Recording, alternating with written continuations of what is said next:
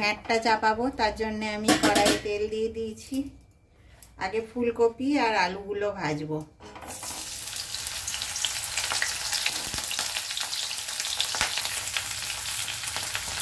এবারে অনেকটা লাল লাল হয়ে এসছে, আমি পেঁয়াজটা দিয়ে দেবো।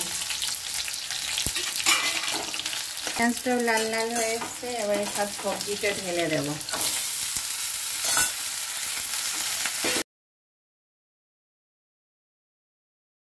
পরিমাণ মতন নুন দেব,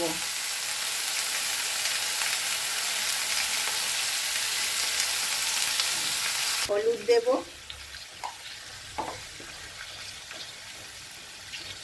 জিরে আর ধনে দেব। এই চামচের 1.5 চামচ মতন দিলাম। একটা সামান্য লঙ্কা দেব, আর আমি কাঁচা লঙ্কা দেব বেশি।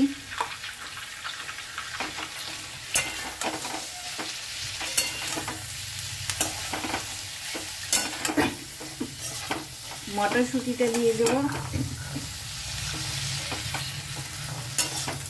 দিয়ে ভালো করে কষবো। এবারে টমেটো দিয়ে একটু ভালো করে কষবো। এই রান্নাটা খুব সিম্পল, টমেটোটা একটু বেশি লাগবে।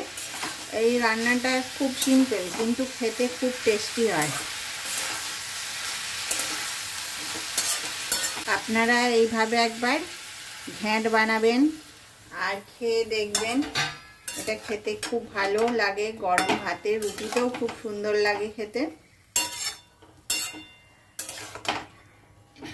আপনারা আমার চ্যানেলটাকে লাইক, শেয়ার, সাবস্ক্রাইব করবেন, আমার পাশে থাকবেন।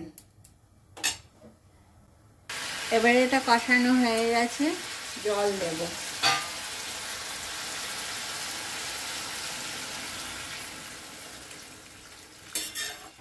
ঢাকা দিয়ে দেব। এবার এটা সেদ্ধ হোক, একবার নেড়ে দেব।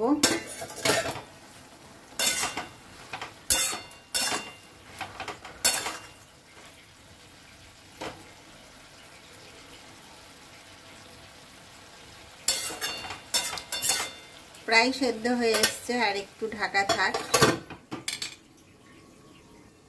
এবারে ঢাকনাটা খুলে দেখব।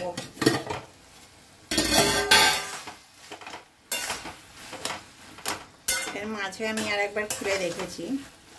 এবারে ধনে পাতাটা আমি দিয়ে দেব। ধনে পাতাটা একটু বড় বড় আমি কেটে রাখছি।